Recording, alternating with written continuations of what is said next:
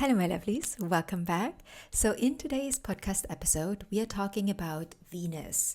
And we are talking about Venus from the perspective of the house system. So, what does it mean if you have Venus in a certain house? What can you expect? What can you learn?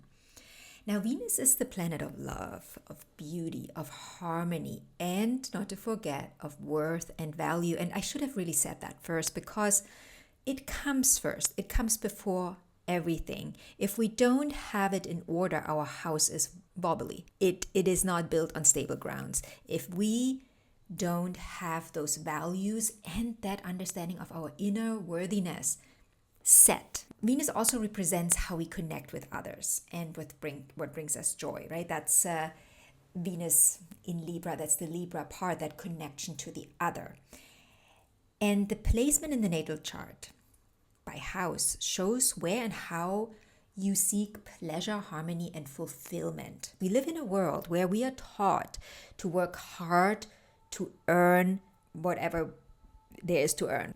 Obviously, it's often connected to money. Venus, therefore, is also connected to money. But what we don't understand is that before all that, before we go and do the work and all of it, we have to feel worthy of the outcome.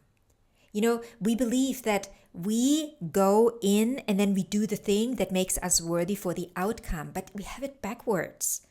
We got to be worthy first because we got to understand it internally that we are worthy, and then we do the thing, right? We do the thing from the place of, I want to do this now because it gives me pleasure to do the thing. But because we've been socialized in a world where we believe, no, we got to go to work and work is going to be hard, mostly, not always, but mostly. And, it's mostly not fun. Sometimes it is fun. But at the end, I get my paycheck and that is fun. But true wealth, and I'm not talking about monetary gains here. I'm talking true wealth from an purely abundance perspective, feeling wealthy inside, wealthy in health, wealthy in love. That is an inside job and it comes first. And there are different levels, I believe, to have that sink in. And I think we in life, right, as we grow, we go through those, right? We go through those layers. And some people, go through one layer, other people go through 3 layers. And then there are people, they go through 10 layers, and they really, they get it. It sinks in. They understand that it's a beingness, because that is also what Venus represents. She represents beingness, not doing. That is Mars. We can talk about that in a different episode. But Venus represents the beingness, right? The feminine principle of being. So it also reveals our relationship with our self-worth, right? It shows wherever Venus sits, however she's aspected, also what sign she's in. It can give us a very good understanding about how we connect with that self-worth, and how we can, if we are not really connected to that worthiness inside, how we can get there, how we can move through it. Now, let's get into the houses. Now, Venus in the first house gives you a natural charm, right? Charisma. It's a very attractive demeanor usually when we meet people with Venus in the first house. You radiate warmth, usually also beauty, right? Like Venus gives you beauty, like just the physical features, like really beautiful features. And often Venus in the first house draws people in effortlessly. There's not much Venus usually has to do. The people just come. You're a people magnet. And your self-worth is deeply connected to how you perceive your physical appearance and how you respond to others. If you tell me you have Venus in the first house and you're not a people person, you're not attracting the goodness, the good people, the people that want to give to you, then we have to look at the self-worth and how connected are you to your physical appearance? Are you connected to it in a, let's say, high vibrational state, right? Do you love your appearance? Are you happy with your appearance? How happy are you with your appearance? And how happy are you with the way others respond to you? And that then brings you back to, how do you feel about yourself internally? So the strengths here are a magnetic personality, harmonious self-expression, and I would also say a love for aesthetics. The challenges are the overemphasis on appearance or the seeking of external validation. That is also where the lessons are. And my advice would be cultivate your inner beauty. Understand that, yes, I know we live in the world where we see with our two beautiful eyes and, we want to see pleasing things and we want to look in the mirror and look at something pleasing. But we need to understand that it starts internally first. Self-love practices, I would say, could feature highly here. They could be really beneficial to you. But what do I mean by self-worth practices? Well, for example, mirror work. Mirror work, for a lot of people, it's kind of icky and, oh no, I don't want to talk to myself in the mirror. That's weird. Well, if that's where you're at, then don't do it. Don't give it a try. How bad would that be if it could possibly work? You got to get over yourself there, right? You got to really get over yourself when it comes to these kind of things. We've been trained to be a certain way, always outward focused, and it takes some, it takes a bit to change that within yourself, right? And focus internally. So yeah, cultivate inner beauty and confidence to really let your true essence shine. Now, Venus in the second house, the house of values and resources. Now, with Venus here, your self-worth is usually tied to financial stability, often also material possessions and comfort. And you have a strong appreciation for the finer things in life and often attract wealth, resources, and or resources through your charm, but also through peopling, how I call it, like being around people, partnerships. And your strengths here are the ability to create financial security and a deep appreciation for beauty and luxury. But again, herein also lies the challenge, because over-attachment to your material possessions or your wealth, right? If you over-attach to that, you might get to the point where everything just feels hollow. And when I say you might get to the point, well, it felt hollow to begin with, and you just try to fill it with like appearances, outer stuff, like accumulating wealth, accumulating things, nice cars, nice houses, nice watches, nice clothes, nice shoes, like all of that stuff. But that is not what will ever fill anything. As much as you acquire, you will not fill the void inside, because the void inside can't be filled with anything that is materialized, right? That worth has to be there first in energy. And again, how do you do that? Like I said to everyone in the first house, I think self-love practices come in here. And also understanding your true values, not just the values based on, okay, I want to feel safe, which is also a very strong point here with Venus in the second house.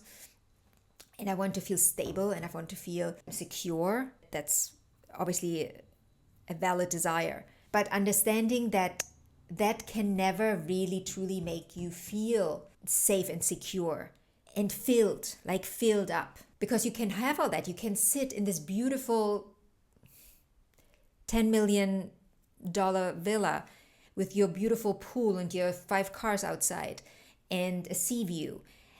But you feel something is missing. And I'm not saying everyone that has a big house with 10 cars and a pool feels that. But the lesson here when it comes to Venus, and this is often happening when Venus has challenging aspects from any planet, really, specifically Saturn, but any planet, also Jupiter, I am, contrary to what other astrologers say, I would say Jupiter square Venus isn't necessarily an easy one. That is just everything is fluffy and happy and yoo-hoo.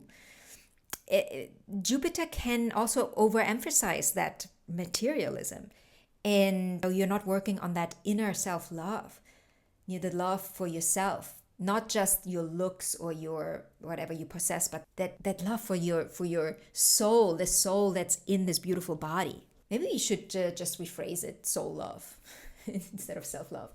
But then again, it goes hand in hand, doesn't it? My advice here would be focus on aligning your values with your spending habits and your relationships. And again, like, what are your true values? What do you truly, truly value? Is that you having beautiful relationships with people? Is it, having a beautiful partnership? What is it for you? become clear about that. Again, clarity is a big factor in everything we do, in literally everything we do. So every time I talk about anything here on this channel, clarity is a part of it, right? In order to live a more fulfilled life, you got to be clear what kind of life you want to actually live and why you want to live it and how it feeds your soul. And then also the rest of you. But that soul needs to be satisfied, because otherwise it will say, no, I want to experience this now and I want to experience that now. So you gotta be on board with the soul what do I want to call it? The soul yearning, the soul's need to experience whatever it needs to experience in this lifetime, being aligned with that. And I understand that might sound a little elusive, right? Soul, what is that even? We can't touch it, we can't see it, we can't really, what is that? Well, but it's just that understanding that you have that you often don't really trust. Now, let's talk about the third house, the house of communication and learning. Venus in the third house enhances our communication style, and it is making it meaning the communication style, more diplomatic and also more charming, right? It's very charming personality with Venus in the third house. They can charm anyone and can get anything from anyone. So with Venus in the third house, you usually excel in expressing your affection through words, and you enjoy connecting with others through your shared ideas and also through intellectual pursuits. And your strength, like I already said, is you are articulate, you're witty, and skilled at creating harmonious connections through any and all conversations. And the challenges here it's avoiding superficial communication or people-pleasing tendency, because that's a very strong one, especially the people-pleasing, because you want to be liked. Venus in the third house, she really wants to be liked. She really also wants, she wants others to see that she's smart, that she's funny, that she's witty, right? She wants to be seen as that, that beauty that is beautiful with words as well. So my advice here would be, use your gift of expression to build meaningful and authentic connection, and be aware of that people-pleasing tendency and the superficial communication because you want to be liked. Now, the fourth house, the house of home and family, the Venus in the fourth house, you find joy and comfort in creating a beautiful, harmonious home environment. And you thrive in nurturing relationships with your family, and may also have a deep emotional connection to your roots. That does not necessarily mean that you always hang out with your family and you study your lineage, but there is this natural affinity and understanding to your ancestry. And also most likely you want to have your own family, right? That is, family is important to you. Your partnership with someone and then creating a family with that person is very important to you. It doesn't necessarily mean children. We're not in the fifth house. That doesn't necessarily mean that, but it often comes with that. Now, the strength here you have strong emotional bonds, and you often also have a talent for home design. And yeah, it's very natural for you to create warmth in your domestic life. Now, the challenge here would be over-reliance on family approval or difficulty letting go of the past. Now, my advice would be balance emotional giving with personal boundaries to create inner harmony. Boundaries is a very important one with Venus in the fourth house, specifically with family members. Doesn't mean cut out your family members, but have boundaries.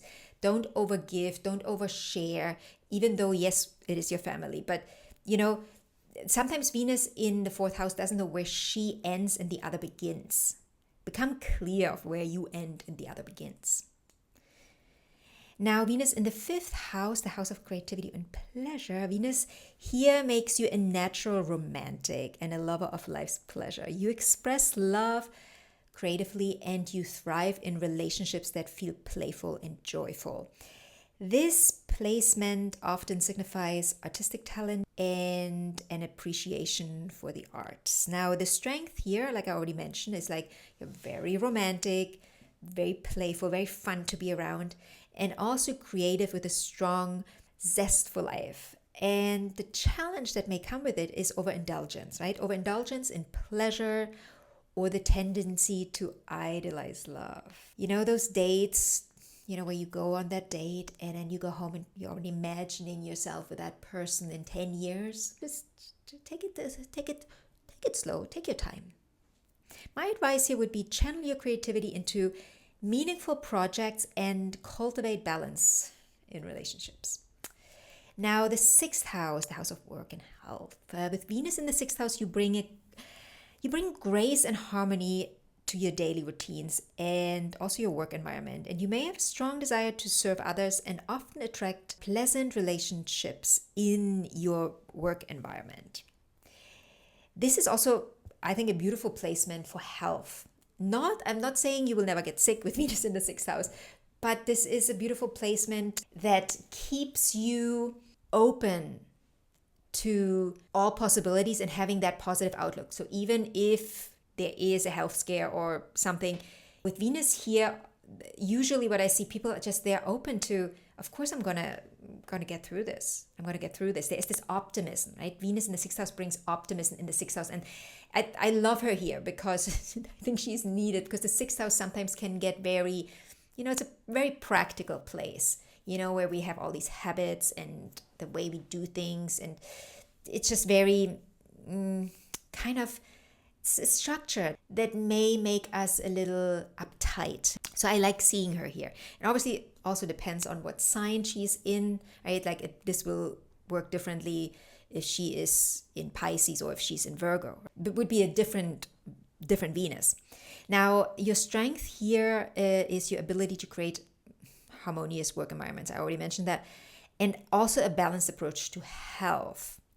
Now, here I have to say, I would take this a little bit with a bit of grain of salt, what I just said, right? The balanced approach to health, because Venus is generally, she can overindulge, right? She is not naturally balanced, but she's striving for balance. So what we often find here is like that striving for balance. Even, we know we are not balanced, but we want to. Like there is this strong desire to balance, specifically your health here in the sixth house, and find new ways of doing that. Venus here can be very inventive. There is this desire of learning about new ways of being healthy, not in a Mercurial way, but in a Venusian way. Also, really being in touch with that body, right? The body, there's a strong connection to the body here, shifting and changing your body in a positive way. Now, the challenges here are people-pleasing. Obviously, people-pleasing tendencies can be very, very big here in your work environment, or neglecting your personal needs in service to others. That is a big one too. And my advice here would be create healthy boundaries and infuse your daily routines with beauty and joy, because extra sprinkle that Venus brings, that just, that may just be the thing you need to up level not just your life, but also your work, your career, and what you do for a living, as we say.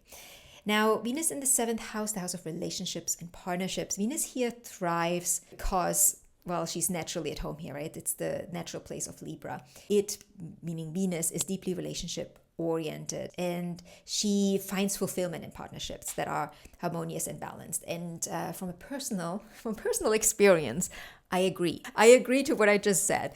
Venus thrives in relationships. She really gets to know herself. In relationship. There are challenges, and we'll get to this, but Venus single and Venus in a relationship, talking about someone with Venus in the seventh house, very two different things. This person that has Venus in the seventh house, that is single, she or he, they might be very happy single, very happy.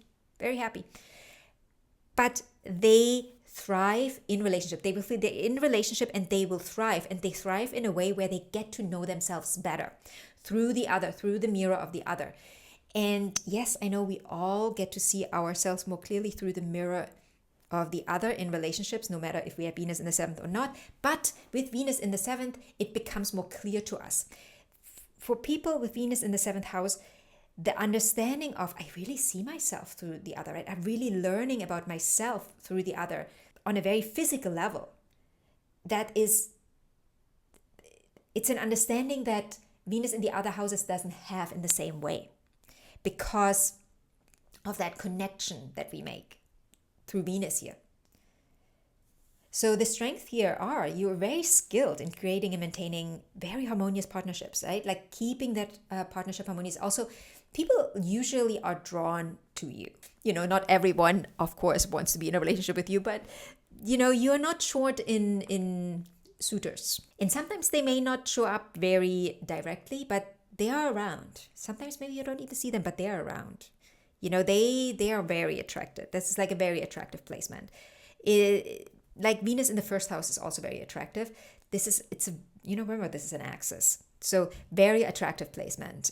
It's almost like you meet people and they just instantly feel like safe with you, and they just think you're perfect. You're a perfect partner for them. Again, of course, not with everyone that you meet, but there's this special something with Venus in the 7th house. Now, the challenge here is the dependency on relationships, because once you realize how clearly you see yourself and how strong you feel in the relationship, there can be this desire to really hold on tightly, right, to the other. And there, you got to be careful there, right? Just you don't want to lose yourself in the relationship, and you also don't want the other to feel like they can't breathe. So yeah, the dependency on the relationship for self-worth, or the avoiding of conflict to maintain peace. And again, I can sign off on this. I have Venus in the 7th house, and that is definitely something I had to work on. But also at the same time, I always felt like when the relationships ended, I've never been a screamer. For me, that was just not something I wanted to do. Even if I wanted to end the relationship, or it needed to, there was always this kind of understanding that I really needed to do that in peace. And not just for the other, but for me. There was it's not that there were no hot feelings. Of course, when a relationship ends, there's always some pain involved, because you were emotionally involved. So emotions, they need some time to be released. So there is, and of course, also if you have Venus here and you break up, there's pain involved. But Venus here always wants to make things feel harmonious, even in the breakup. Unless, of course, there are harsh aspects, can look different then, but usually it's a very peaceful, it's a placement that gives peace to yourself, if you have that, but also to the other. And my advice here would be foster your independence while also cherishing the beauty of meaningful relationships. So both is important. But again, I think the fostering of the independence ideally comes first. I know it's like life is not always working out that way. Sometimes, we go through it first, we go through the ringer, and then we realize, okay, we should have done this and that first.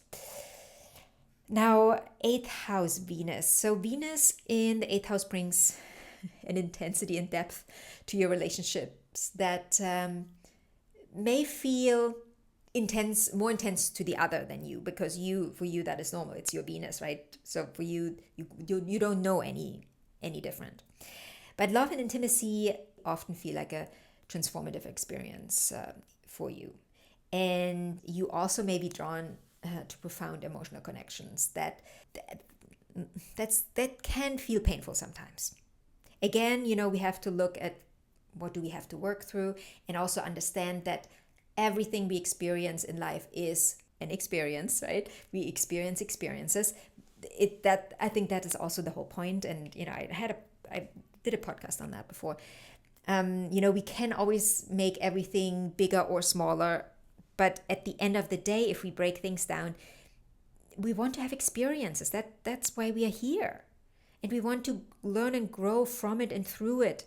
Venus, if you came in with Venus in the 8th house, then that was definitely a huge intention of your soul to really work through it, to have like deep connections that, the deeper the connections, the harder can then be a break if that connection breaks.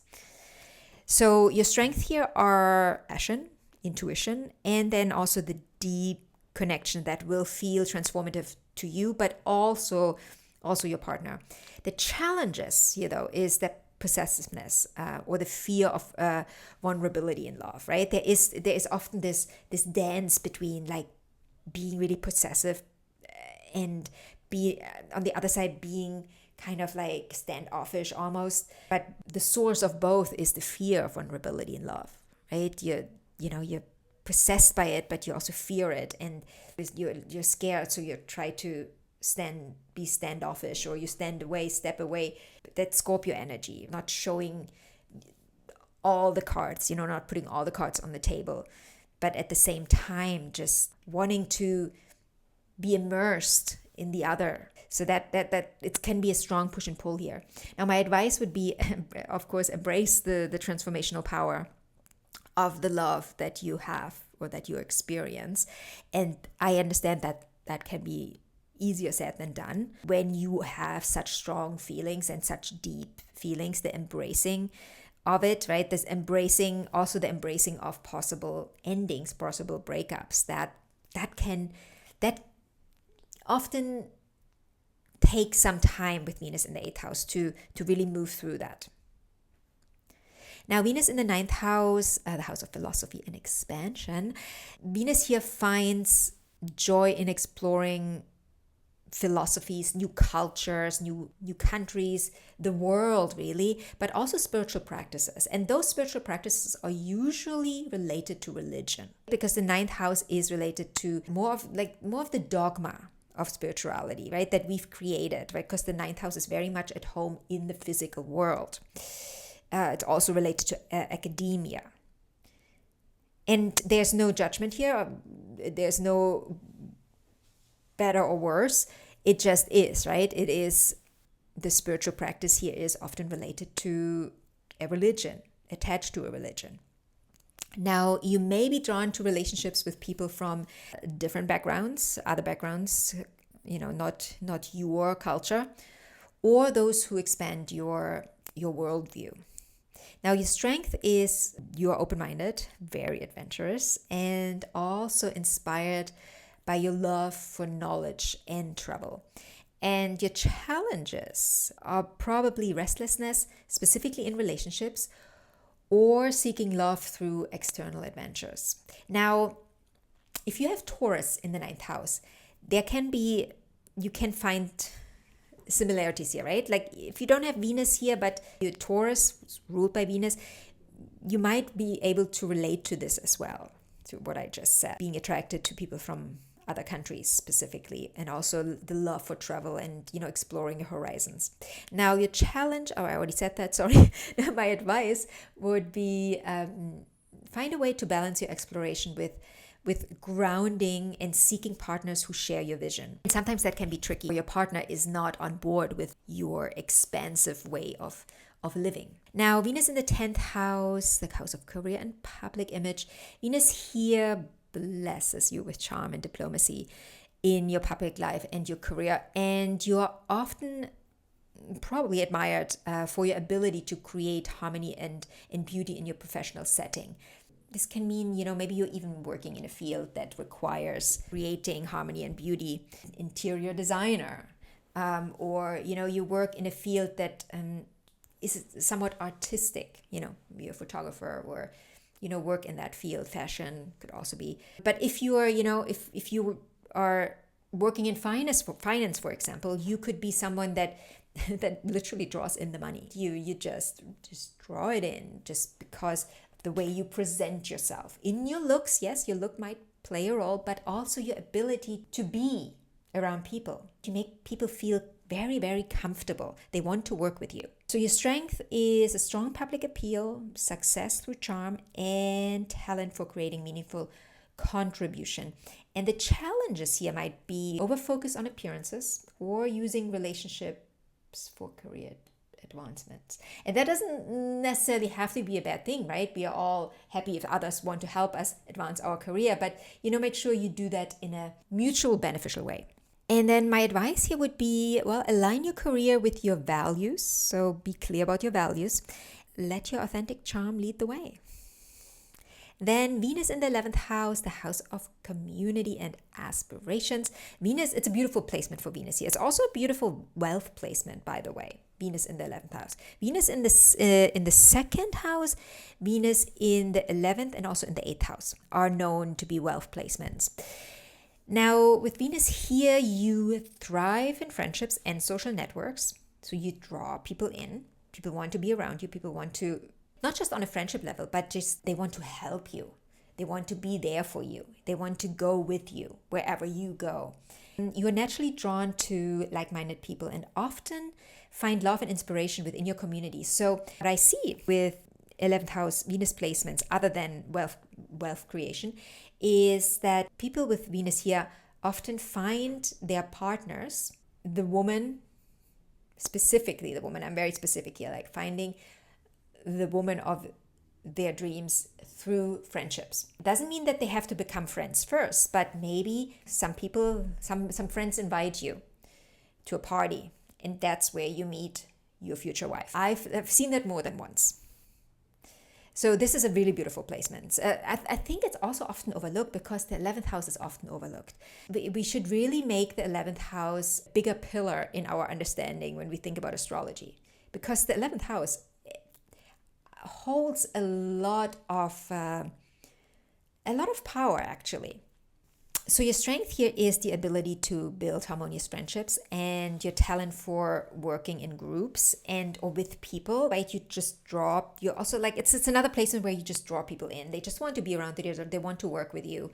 Maybe you also work with your friends, or the people you work with become your friend, because wherever you go, people are immediately get a friendly vibe from you. Well, the challenge here could be over idealizing friendships and relying on social validations. I've seen this in action more than once. Where someone doesn't want to let go of certain people because they've been friends with them since childhood. But those particular friends were holding that person back. They were just like, no, I don't care. I cannot let them go. I've been, it's this idea of I have to be loyal, even though that loyalty wasn't, there was no reciprocal for that loyalty. So that is a big one here.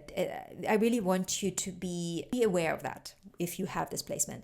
My advice would be seek authentic connections and align your aspirations with your personal values. Again, personal values, you got to be clear.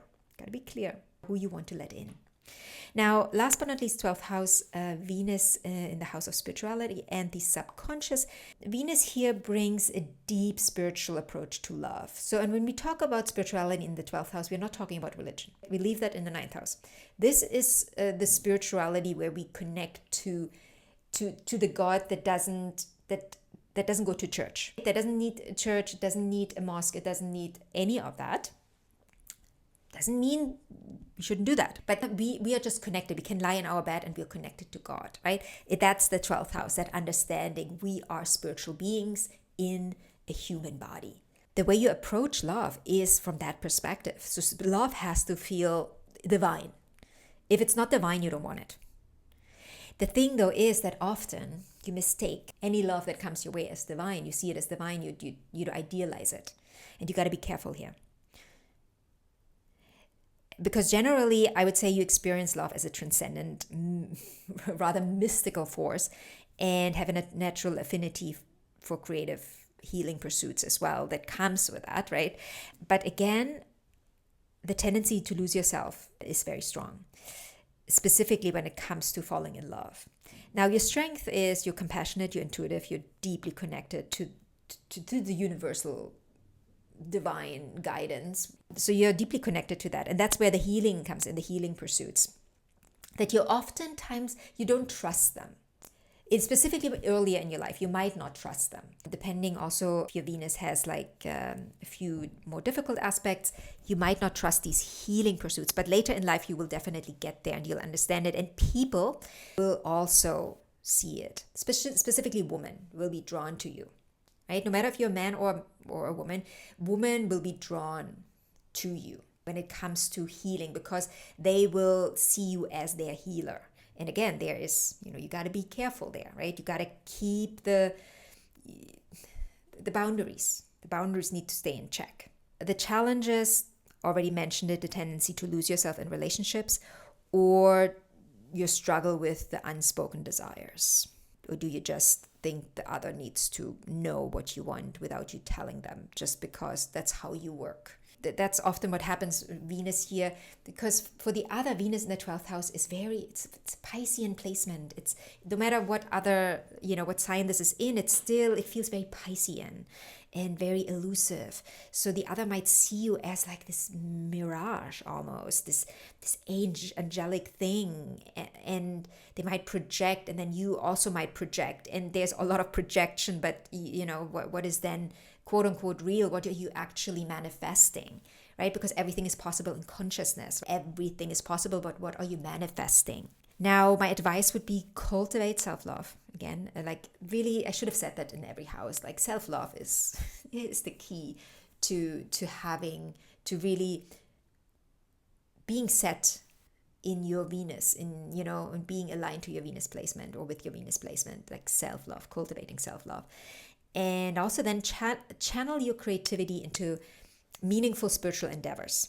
So I love seeing this placement do spiritual work for a living. It's a beautiful one.